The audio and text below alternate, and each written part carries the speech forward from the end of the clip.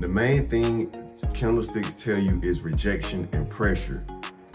Candlesticks tells you 4 times as much as a line graph will tell you.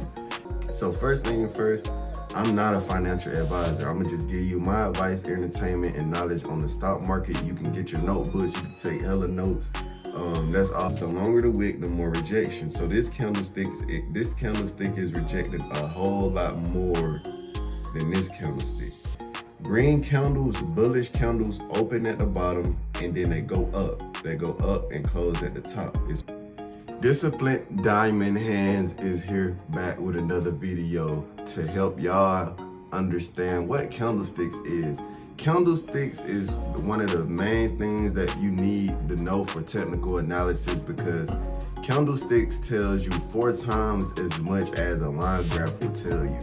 Yes, you can use a line graph because yes, you can see resistance, yes, you can see support, but what do these candlesticks mean? And I'm going to break that down to where hopefully a 5th grader can understand it, and hopefully someone older than me or younger than me can understand it.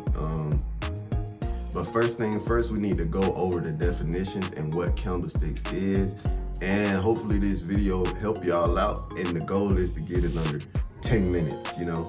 First thing first, we're going to start with some definitions. We're going to use Investopedia. That's my source. You see it right here. Go to Investopedia, read the whole article for yourself, and watch more. I would say watch more YouTube videos on candlesticks, but listen, candlesticks will take you down a rabbit hole because they never end. But I'm going to tell you enough to where you can use candlesticks to your benefit. Let's get into this. Candlesticks originated in Japan and are useful for recognizing market sentiment and the balance of power between bulls and bears. Key components include the real body, the shadows, and color. Understanding bullish and bearish patterns help traders and investors predict short-time price movement.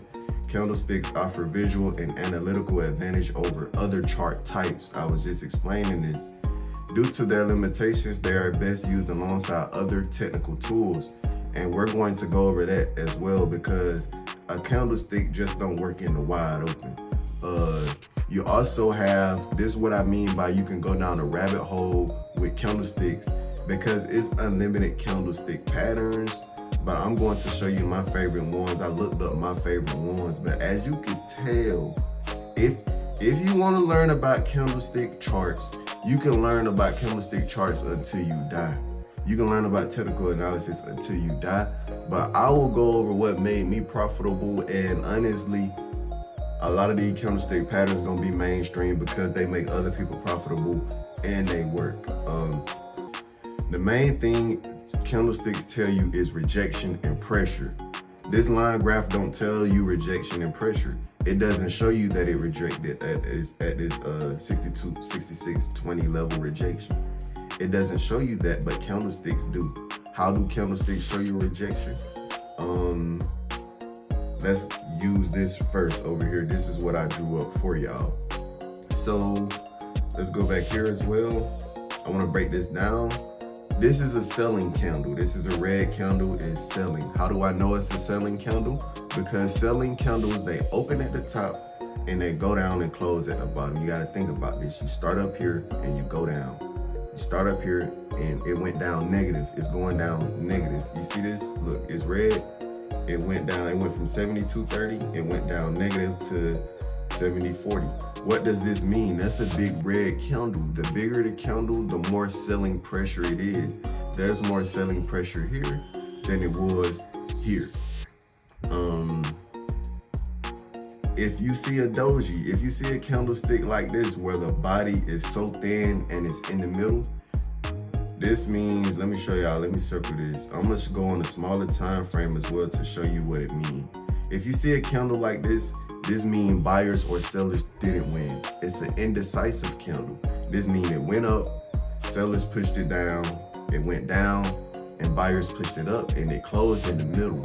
And if we go to a smaller time frame, we're going to see that happen perfectly. Let's get off of that. Okay, so look, this is what happened.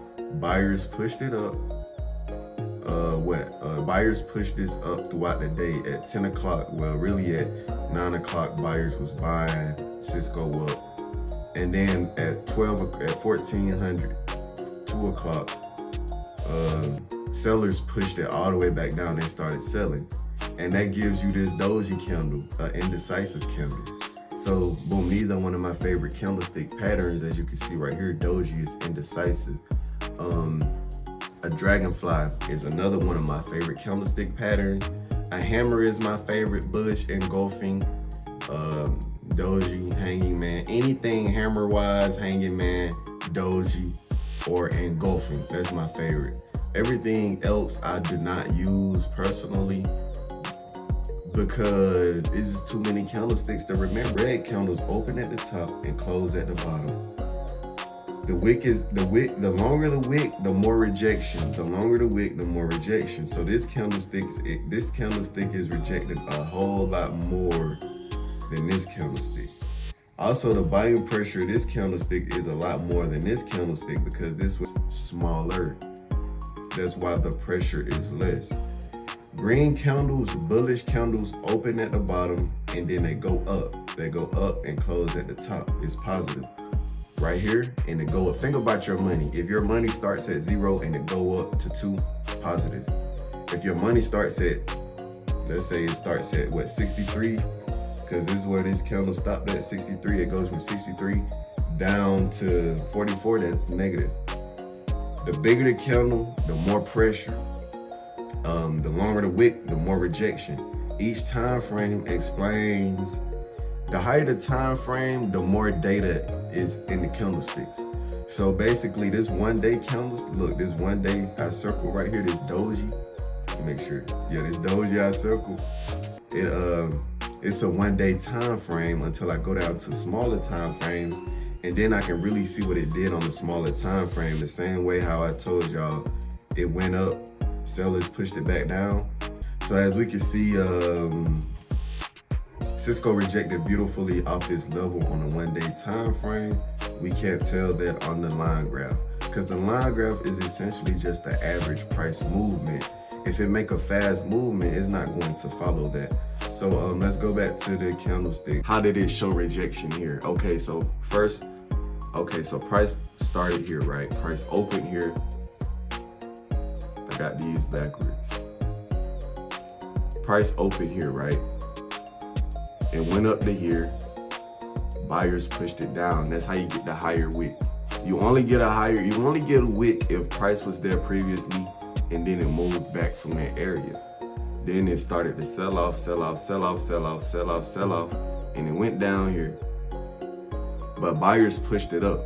You only get a wick once it show rejection. It's showing a rejection. The sellers at this level, boom. Okay, cool. That's what the candlestick told us. One candlestick just told us like over 4 things just by looking at it. Then look, this another candlestick. It went up, right? It went up. This candle shows it went back up to a resistance, and instead of closing above that resistance, it made a strong rejection. It made a strong rejection off of that. And once it made that strong rejection, it went from $66.20 all the way down to $52, over a $10 move. Over a $10 move off candlesticks. That's how you read candlesticks. We're going to go more in depth in the future. I appreciate y'all for just checking this one out.